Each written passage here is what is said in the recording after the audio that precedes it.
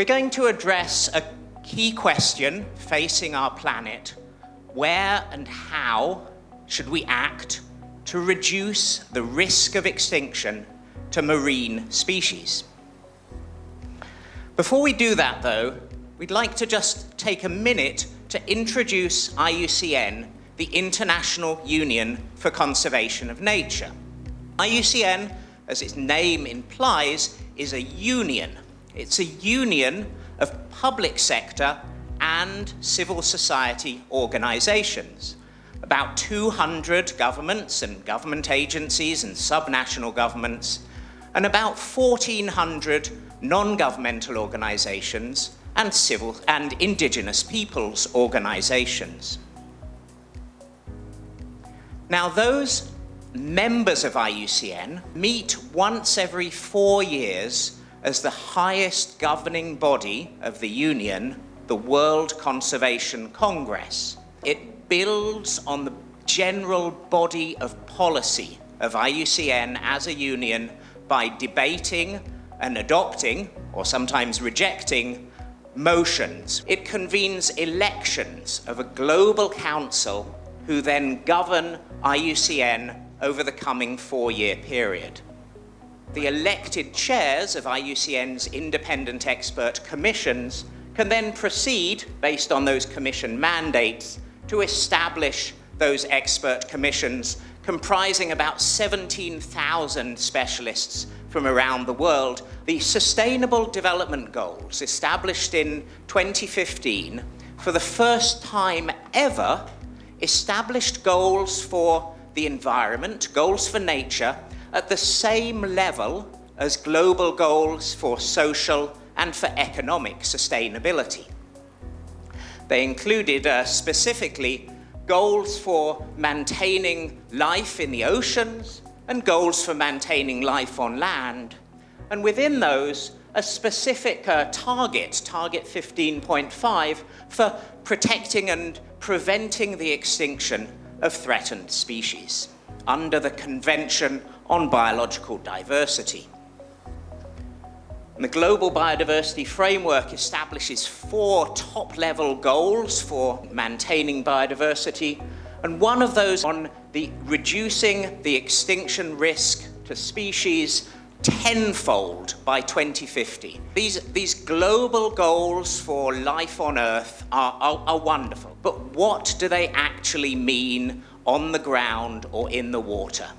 Our starting point for addressing this question comes from the IUCN Red List of Threatened Species. It now has been applied across more than 160,000 species around the world. It's found that more than 2,000 of those marine species face a high risk of extinction in the wild in the medium-term future.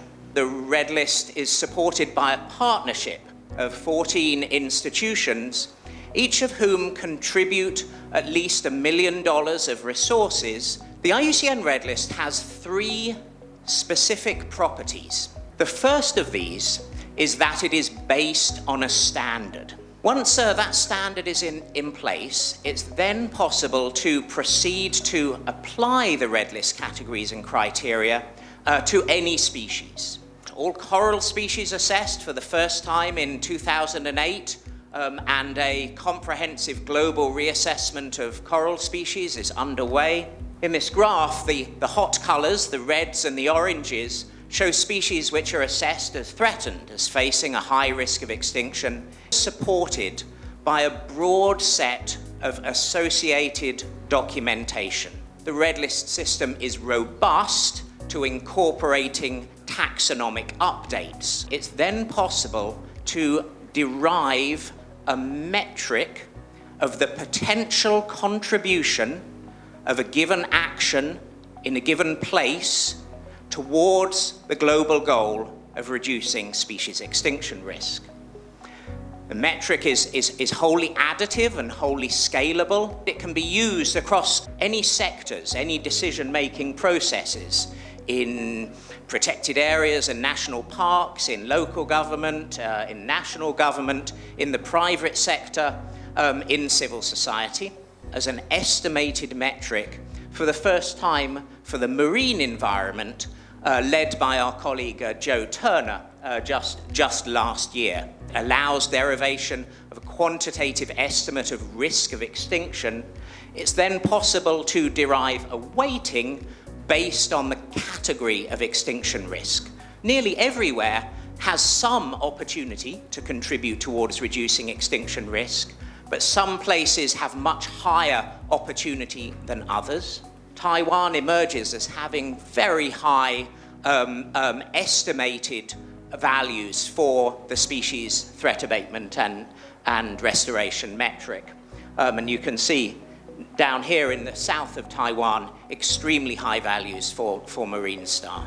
And this is the disaggregation across threats for the estimated global species. You can see that globally across the marine environment, there's an extremely large opportunity. About 40% of the global score comes from addressing threats from unsustainable fisheries. In collaboration with Kenting National Park, with Delta Foundation, and with National Museum of Marine Biology and Aquarium. So it's been an enormously exciting honor and pleasure to have the chance to undertake the first pilot of the calibration of marine star. We anticipate that the calibrated metric which emerges will be informative and useful in guiding the protected area management, in implementing actions and quantifying their value in delivering on global goals for nature. We've focused here on the threat abatement component of marine star, and we haven't yet talked about the restoration component. It's very difficult because very often we lack data on what historical environments, coral environments or other marine environments may have looked like. Would really like to collaborate with colleagues here, both on the conceptual level and on the data level, in advancing the restoration metric of marine star.